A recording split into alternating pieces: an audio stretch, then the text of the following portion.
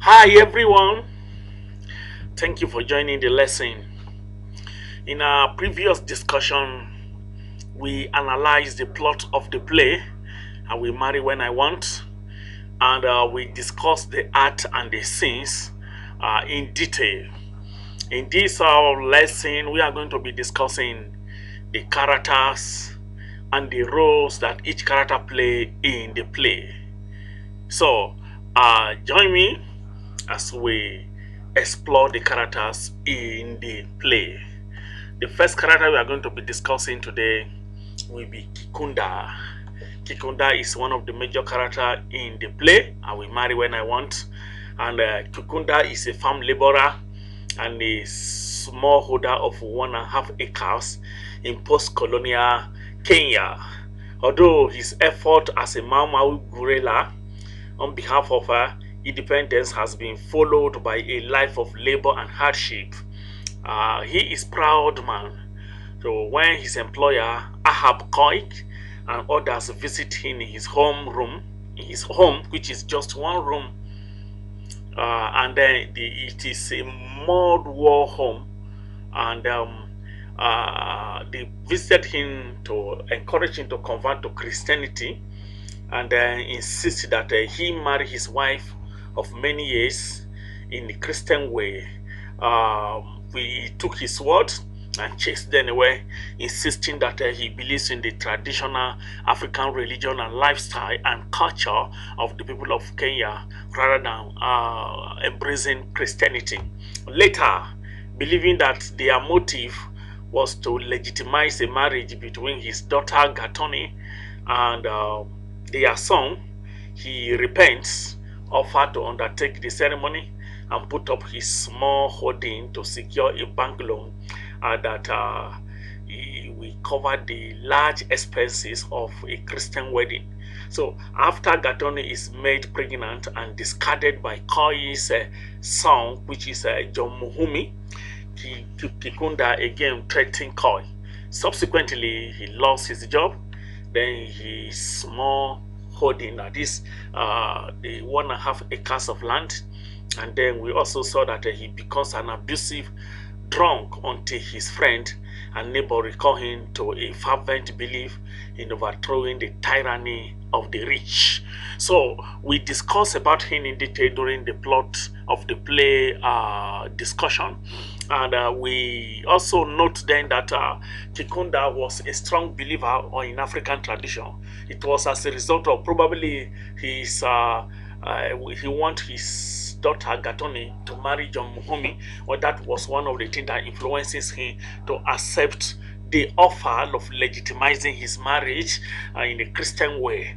And also we saw that Gikunda was a very strong man. He is so proud of his 1.5 acres of land that even he framed the deed of the acre, and he hung it on the wall of his mud house. So we thought that at the end of the play he was frustrated, depressed, then he became abusive, beat his wife, assault his wife, and he lost everything. He lost his job as a factory worker, and at the same time he lost his 1.5 acres because of the expenses for the Christian marriage. So another character we are going to be discussing on, and then note that in our lessons, what is on the screen, I don't read it verbatim, so you listen to my explanation and then you read what is on the screen as well for more understanding. So Wangesi is the wife of Kiguunda and the mother of Gatoni. Wangesi is grudgingly aware of the class struggle, but is wary of doing anything to compromise her daughter's happiness and her own standing in the eyes of her betters. So she is ambivalent about independence, more rooted in the everyday than the universal struggle. So she's wary though from poverty and is resentful of foreigner and being humiliated by her betters. So she comes to agree with the others that there must be a new movement of the people. She was not so concerned about politics. She was not concerned about the ruling class, but she became more wary because of what was done to her and her husband, Kiguunda, by Ahab Koik and other rich elites in the Kenyan post-colonial society. So we saw that Wangeci also accepted the legitimization of their marriage in a Christian way because she wants her daughter Gatoni to get married to John Muhumi, which does not come to pass because Koik Ahab and the mother of John Muhumi, Jezebel, were not in support of the marriage. Rather, they call Gantoni a war and then chase away Wangechi and her husband, Kiguunda. So we also saw another character in the novel is Gatoni. Gatoni, I can say, is a wayward daughter, though beautiful but superficial daughter of Kiguunda and Wangechi. So Gatoni falls in love with John Muhumi, and her desire to be admired and rich lead her to ignore class difference, and she ends up pregnant and cheated. So she eventually leaves her family to become a barmaid. So it was somehow an unfortunate and a tragic end for Gatoni because she couldn't earn the living with her parent because her parents also were not so in support of her getting pregnant for John without a formal marriage. So it was a challenging moment for her, and the only way she can fend for herself is to look for a work. So later she became a barmaid, left her parents, and it was an unfortunate end for her because all her hope of getting married to John Muhumi, the son of Ahab Kois, was dashed because she was not accepted. The class difference really affected her, and Muhumi was only interested. John Muhumi was only interested in sleeping, having sexual affair with Gatoni, and Gatoni became barmaid at the end. So another character in the novel is Ahab Koikwa Kanoru. Is the one I mostly refer to as Koik or Ahab Koik. So Ahab Koik is a wealthy, greedy, and devious Kenya who has embraced the religion of Christianity and values of the white man. Ahab Koik is the antagonist of the play. He encourages Kiguunda to convert to Christianity and eventually swindles him out of his small parcel of land. He is depicted as a traitor to his people. And if you look at what Ahab Koik did to Kiguunda, the claims by some of the Kenyans that even the missionary that came to Kenya did not favor the Kenyans, rather they Christianized some of the Kenyans and then took away their property, is also what is really happening between the Kenyans themselves. We see that Ahab Koik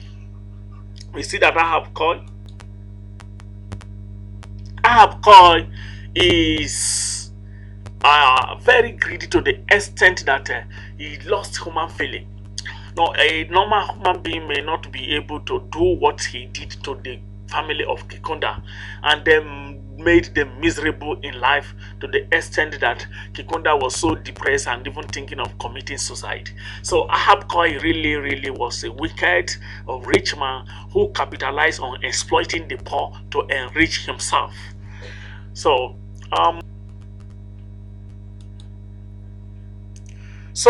it is really a bad thing that Ahab Koik did to the family of Kiguunda.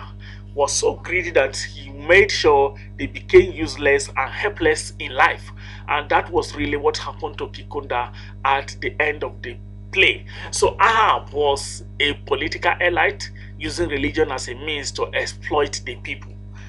Now, another character that worth mentioning in the play is Jezebel. Jezebel is a snobby wife of Koi and the mother of John. So Jezebel, as her name implies, is an immoral woman because of her association with foreigner and her place within the rapacious colonial elite. She was more concerned about her status and then the satisfaction of her husband and herself financially and their status in the society. So even Jezebel also abuse and oppress Wangechi emotionally by calling Wangechi's daughter Gatoni a whore, and commenting that Gatoni was not worth a wife, or rather a prostitute that should be used and discarded. So it was really a challenging moment for the family of Gikunda and Wangechi for being treated in such a way by Jezebel and her husband. Now, another character we need to also look at is John Muhumi.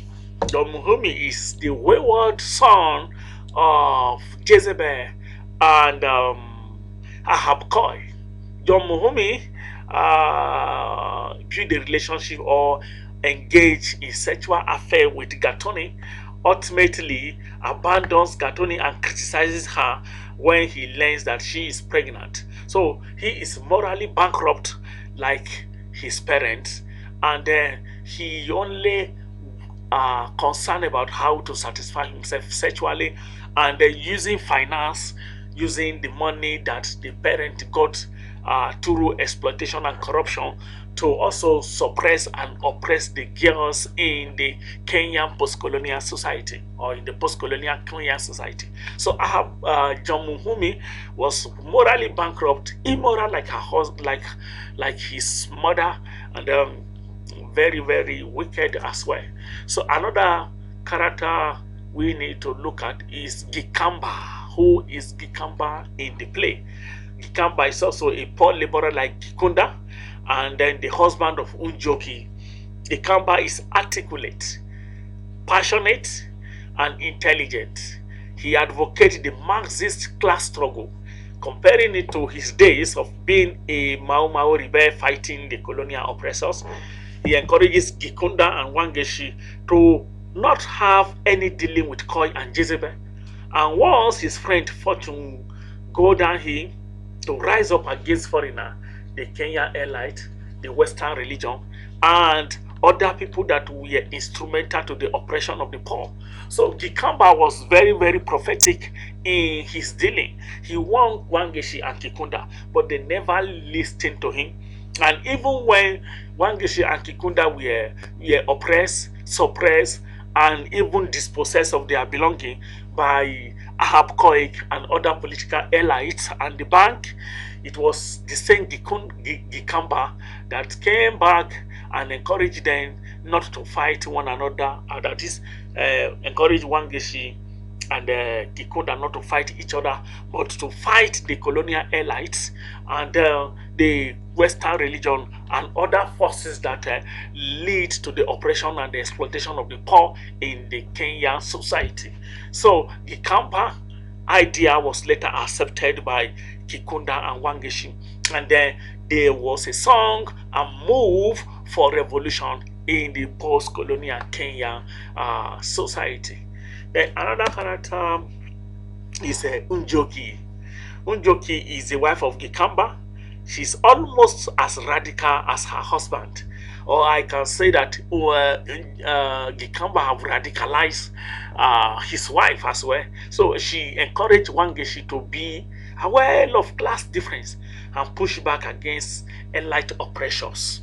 But Wangechi never listened to Ngugi, just as Gicaamba was advising Kikunda. The wife Ngugi also was advising Wangechi against the colonial oppressors, against the elite oppressors and suppression in the society, and to be concerned about class difference and not letting their daughter Gatoni having any relationship with John Muhumi. But Wangechi and Kikunda never listened to Ngugi. And at the end, they regretted their relationship and fraternity with Ahab Koik and the wife Jezebel. So also, we have another character, Samuel Ndugire. Ndugire is the husband to Helen. And we saw that Ndugire is a newly rich Kenyan who is now a friend with Koik on account of his social status. So he is a Christian as well, but is clearly blinded by Western values and is betraying his fellow Kenyan because he want to have a good relationship with people like Ahab Koi and other political leaders in the post-colonial Kenya. So it was so disheartening that Samuel Ndugire, who was a friend of the masses before, became suddenly enemies of the masses when he rose shop and then he became a rich person. Then he was a shopkeeper. It was really a surprising thing to Kiguunda and Gicaamba that Samuel has joined forces with the enemies of the masses. Now, another character is Helen. Helen is the wife of Ndugire Samuel Ndugire, and Helen is also a Christian and smugly ignorant of the class struggle, since she and her husband now have money because they have gathered money, amassed wealth from farming and sales and trading. Helen and her husband Ndugire have become so arrogant and does not even have feelings for the masses again. So they too are now oppressors of the masses. Meanwhile, they were also among the masses before their fortune rise. So another character in the play is Ikuawan Untika. So we saw that Ikuawan Unditika is a poorly irrelevant and wealthy Kenya, though relevant but not so reverent, not so respected. So he works with Koik. He is loud and desolate, but is ostensibly a Christian. So Christianity has become a criteria for being part of the ruling class or being part of the oppressors in the post-colonial Kenya. So we saw that Ikwa also was part of the rich people who were oppressing the poor, and then he practiced polygamy. And in fact, polygamy was not even a sin according to them because it favors them who are the richest, who are the rich people who oppress the poor. So monogamy was being prescribed or recommended for the poor, and then the poor should obey the etiquette and the rules and the doctrines in the Bible. And then the rich ones who are Christians among them should at least bypass some of the laws and the regulations or the lifestyle recommended in the Bible, because they are rich and the people accept whatever they do. So we saw Ikwa also a business partner, a non-Christian, and later became a Christian. He continued with it, a polygamy lifestyle. So in a subsequent lecture, we are going to be discussing the dominant themes in the play. So make sure you subscribe and click the notification bell so that you will get notified when another one is uploaded. Thank you and have a nice day.